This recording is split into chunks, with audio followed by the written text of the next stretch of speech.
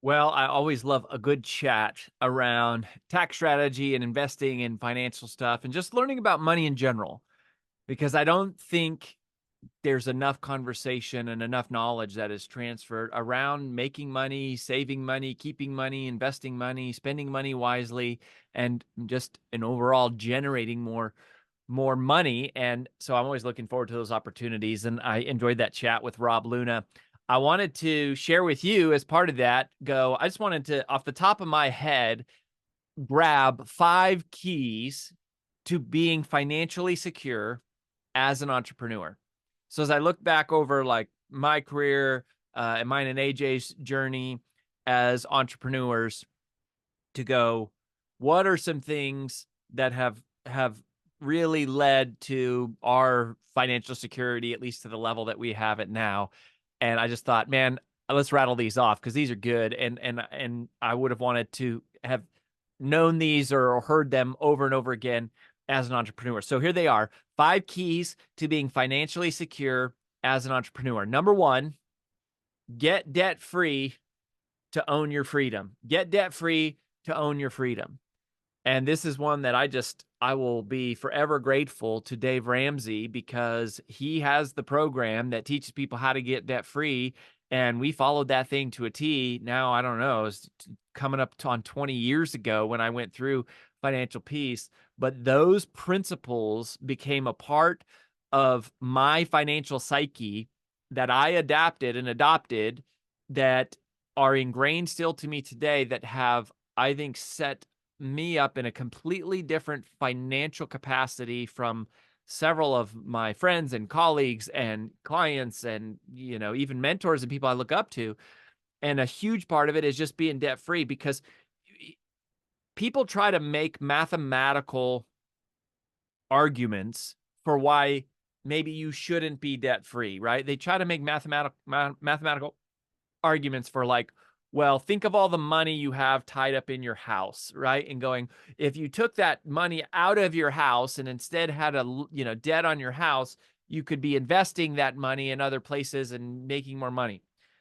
And sometimes, and in some markets, that's sometimes true. But here's what's always true: when you don't have debt, you are free. I mean, the Bible says this, right? The borrower is slave to the lender. And what is more powerful in your life than having millions of dollars is just being free to do whatever you want to do. And that's a mental thing, and that's a spiritual condition, and that has more to do with not owing people money than it does to do with how much you make. And one of the things that you'll realize as you make more money, and hopefully you realize this is one of the things that AJ and I learned over the years, is that we don't need more money. We need less stress. We don't need more money. We need less complexity. Peace is the new profit. It's not about going, oh, I have some number in my account and then that number's bigger and bigger and bigger. Like, it's just a number in an account. What really matters is your peace of mind. How are you feeling? How secure are you? How stable are you?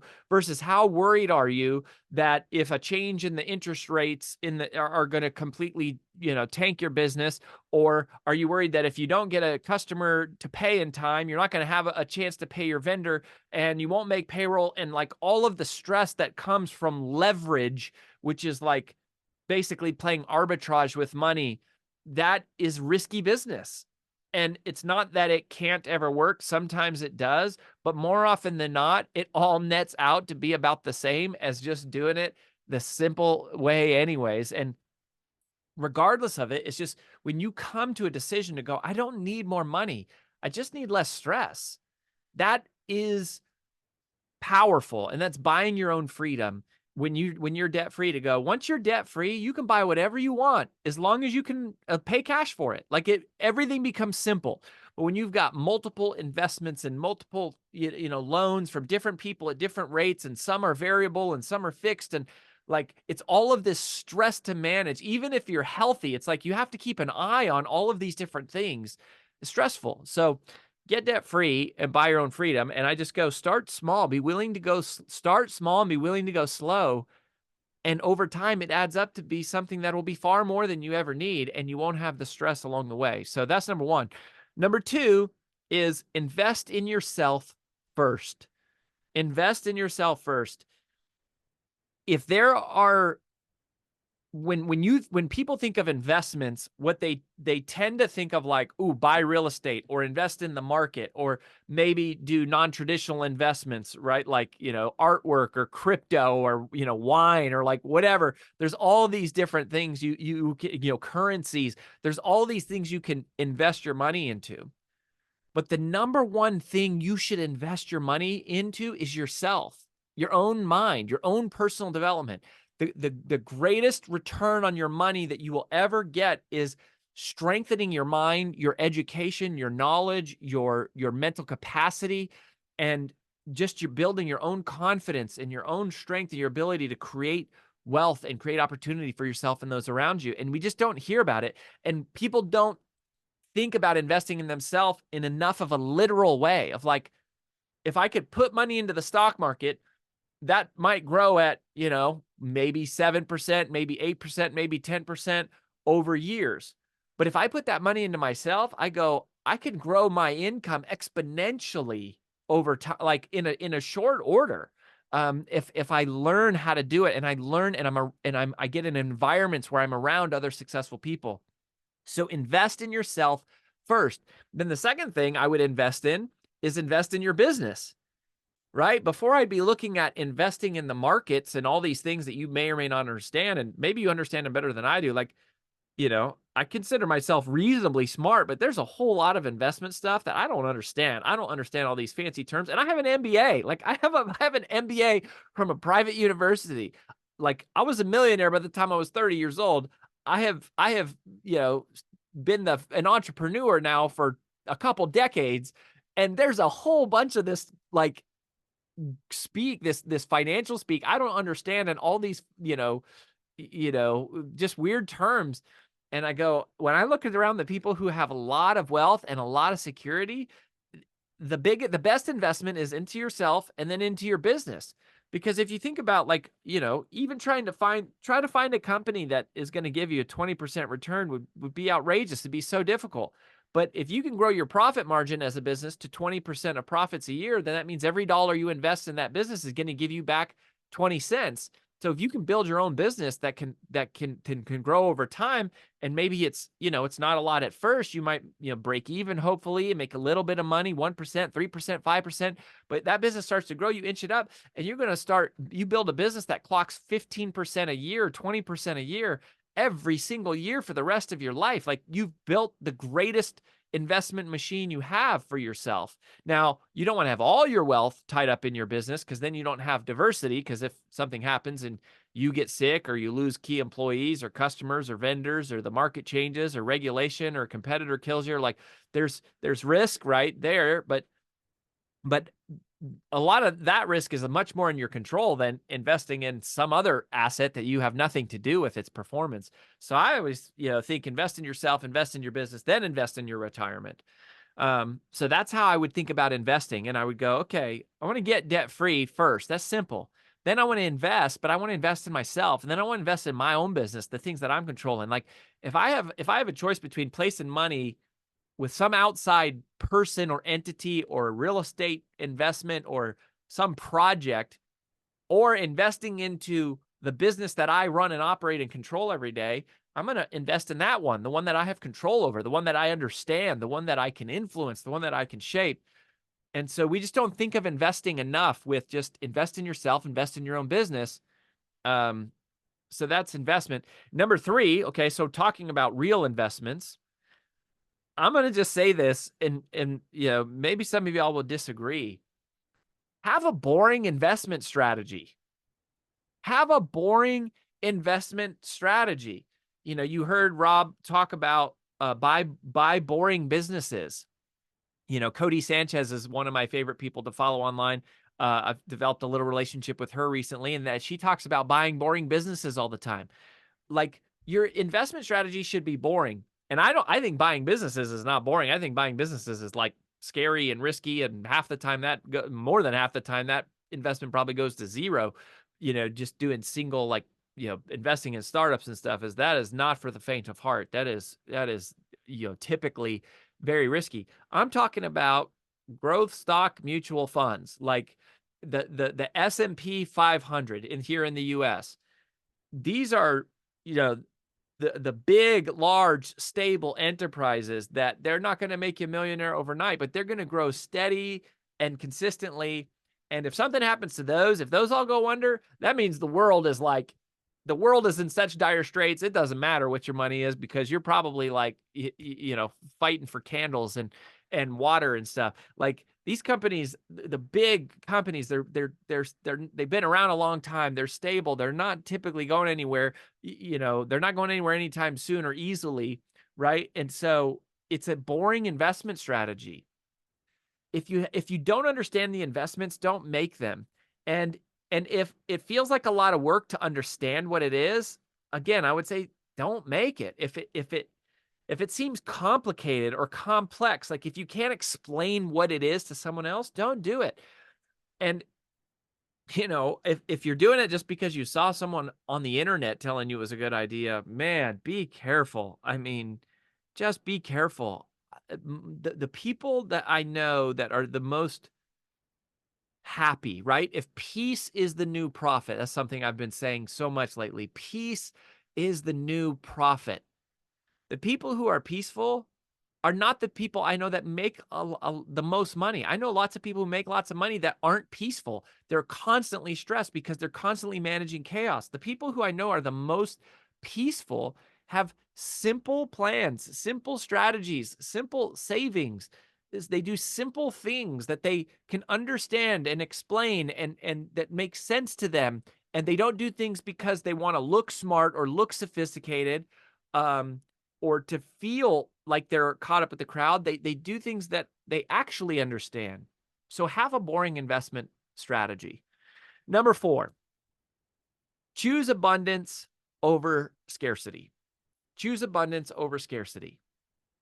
I think one of the most costly things that we have in the world today is a scarcity mentality. Simply stated, I think a scarcity mentality is often like an either or thing. Either you can win or I can win. Abundance is going, we can both win. Right? Abundance is going, there's a way to figure it out where everybody wins. Scarcity feels like, well, if I help this person, if I help this person succeed, it's going to take something away from me. Uh, Abundance is thinking, if I help this person succeed, it's going to come back to me. And I think that too many people hold on too tightly to their money because they have scarcity. They're afraid that if they let that money go, it won't come back to them. And so they don't invest it, right? So what they do is they just hang on to it, and they go, I don't want anyone to steal it. I don't want to do anything with it. I just have to hold on to it because I'm afraid if I let it go, it won't ever come back. Well, one of the things that wealthy people do is they're using their money.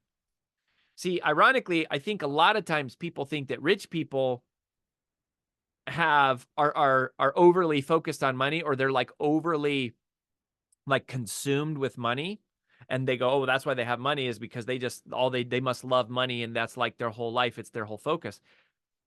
That's what people think. That's what I used to think, right? Coming up from, a lower class family financially, and not having much financial education until I self-educated in like my late teens and early 20s. What I have actually learned is that wealthy people, not all of them, right? Some wealthy people are not this way, but most of the wealthy people I know, they actually have the most healthy detachment from money, because they know if they lose it, they'll get it back. They're not they're not hanging on to it for their own survival. They're not so scared that going, oh, all of my security is in money. They're going, no, I'm going to invest in myself.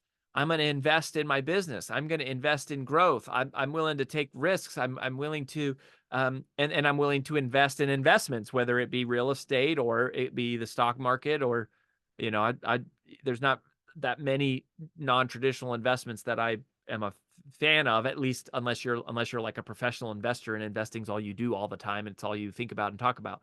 But you have to be willing to think of money as a tool, right? The analogy I use is don't think of your money as like a shield. Think of it as a tool. Like don't think of it as like don't depend on it just for your safety. Think of it as like something you use to build something with, um, and that's abundance is going. No, I use money to make money. I mean, one of the things that we've done our whole life, we hire people to do everything. Like probably the number one thing we spend money on, even more than ourselves per se, is hiring other people around us to help us. We have lots of work that we need done. We need lots of help. And going, part of why we do that is we don't even make a lot of money, but we get more peace back because all the stuff there is to do, we hire people to help us do it. And so even if we make no money, we go, well, at least we have help and we don't have stress. And that's the idea is being willing to choose abundance over scarcity and be willing to invest. And by the way, that's the risk of being an entrepreneur, right? Is you pay yourself last, right? The potential upside is one day you would make a lot of money, but it's like we always pay ourselves last. Everyone else on our team gets paid whether there's a good month or not. Like we have to pay them. That's the commitment. And so that's the risk. But you go, gosh, if we have, there's good months and bad months, and even if there's bad months, I trust that like over time it's going to work out. That's abundance, right? And it's thinking long term. And then number 5, um, this is another thing that I think this is related to abundance. And I don't think enough people talk about this. And I think this is something that's like maybe is kind of rare about me and AJ. And I think this is something I think part of how God blesses people with money, and part of how I think part of how other people bless people with their money and they want to see people succeed is because of this. So number 5 is become great at helping other people make money.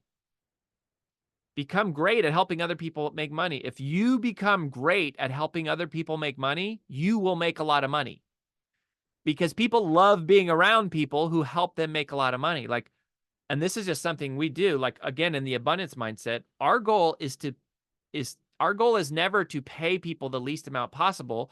Our goal is to pay people as much as we can. We want to always pay at the top of the market. We don't always have the money to do that, especially when we're starting something new, right? So Brand Builders Group is still only 5 years old. Like we're still, we're just coming out of startup mode.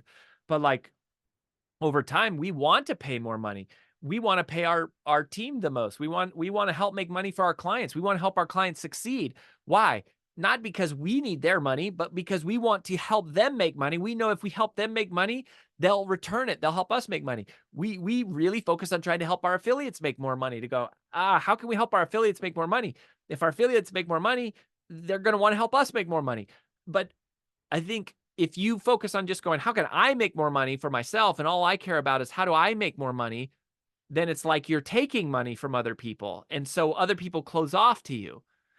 But if you figure out, how can I help the people around me make more money? Then you're like opening the door. You're opening a relationship, a connection between people to help you make more money. And, a lot of the people who have been around us, they make more money because it's a rising tide raises all ships. Is we try to help them make more money. They're working hard to take stuff off of our plate and make us free us up to be more productive and more efficient. As we're more productive and more efficient, we make more money, and then we share that back with them. So this again is a difference in mentality. Most people are thinking just about themselves. How do I make more money? Who could I find that would just pay me the most, versus going, what can I do to help the people around me make more money, or help them have more time so that they can be more efficient, so that they can make more money, trusting that it will flow back to them. And that's what happens is I think money cascades down to the people who help. And that always happens. And they say proximity is power. I would also say proximity is profit. I'm sure you've heard that before, right? Proximity is power. I think Tony Robbins said that. I mean, that's who I heard say it. Lots of people have said it, but that's who I think it was like the original source of it. I don't know if it was him or not, but that proximity is power. But I would adapt that to say proximity isn't just power. Proximity is profit, right? And if you are literally in proximity to people who have the ability to create income and create revenue and build businesses, I promise you, if you help those people succeed, it will cascade back to you. We always want to reward the people who are helping us grow, right? And I'm saying that we, like, in a general sense and in a literal sense of like me and AJ. I mean, wouldn't you, right? Where you go, aren't you going to reward the people who are most critical to like helping you grow? Yes. If they're really helping you and you really have that mindset of like, it's an effort, it's a partnership, it's a collaboration, we're growing together. And so I'm constantly trying to find ways to add value to the people around me. I mean, just today, so I was on two different calls today with Ed Milet. Some of you know Ed Milet. He's one of our more well-known clients. And we've got to know Ed a lot over the last few years because we helped him with his book launch and we've done a number of things together. He's one of our top affiliates, and I'm trying to figure out ways to make Ed more money, not just with us, but this other deal. And I brought Ed an opportunity that this is an equity opportunity. And I'm going, I mean, Ed makes lots of money, right? But I'm going, how can I help him make more money, knowing that if I can add value to Ed's life, there's a good chance that some of that value rolls back to me somehow. And I don't always have to know how. I just have to trust that if I become great at helping other people make money, they're going to want to help me make money. They're going to want to reward me back. And and that is true. I have found that to be true. And you align with people who are that way. And I know that's true about me. If there's people around me who are helping me make money, I want to return and go, as I make more money, I want to return it back to them. It's a rising tide raises all ships. And so proximity isn't just power, proximity is profit. So pay attention to the people you're around in your life to go, who has a capacity here to make a lot of money, and how can I support them and be around them and partner with them and serve them and align with them and add value to their life. You're likely going to win because of that. I mean, I have been the the the the beneficiary of that, the recipient of that, and the benefactor of that also to other people. So there you have it. 5 keys to being financially secure as an entrepreneur. First of all, get debt free to buy your own freedom. Number 2, invest in yourself and your business first before you invest in other stuff. Number 3, when it comes to outside investments, have a boring investment strategy. Number 4, choose abundance over scarcity. And number 5, become great at helping other people make money, and you will make money. With all of that, just remember, peace is the new profit.